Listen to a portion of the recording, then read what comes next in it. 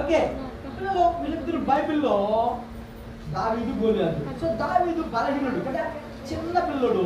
కానీ గొలియాతు 6 మూళ్ళ ఎంత జానుడు. మీ జాన కాదురే, మీ మూల కాదు, మీ జాన కాదు, పెద్దోళ్ళు. మీ మూల చెంతే అవుతారు. సరే, అప్పుడు వీళ్ళిద్దరూ ఎదురుపడ్డారు. కానీ వీళ్ళు బలహీనుడు. కానీ దావీదు వెనకాల ఎవరున్నారా? ఎవరున్నారు? యేసయ్య, దేవుడు కదా. ఇప్పుడు ఎవరు గెలుస్తారు? ఎవరు గెలుస్తారు?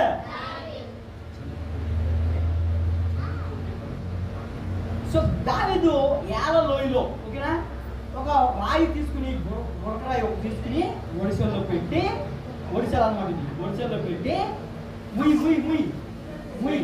ఒడిశాలో పెట్టి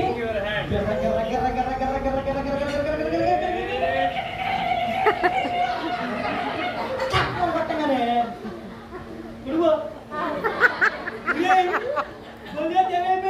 పడిపోయాడు. ఇప్పుడు ఎవరు గెలిచారు? డేవిడ్. ఎవరు గెలిచారు? దావీదు. పిల్లలు దావీదు బలహీనుడే. కానీ దావీదు వెనకాల యేసయ్య ఉన్నాడు. ఎవరున్నారు?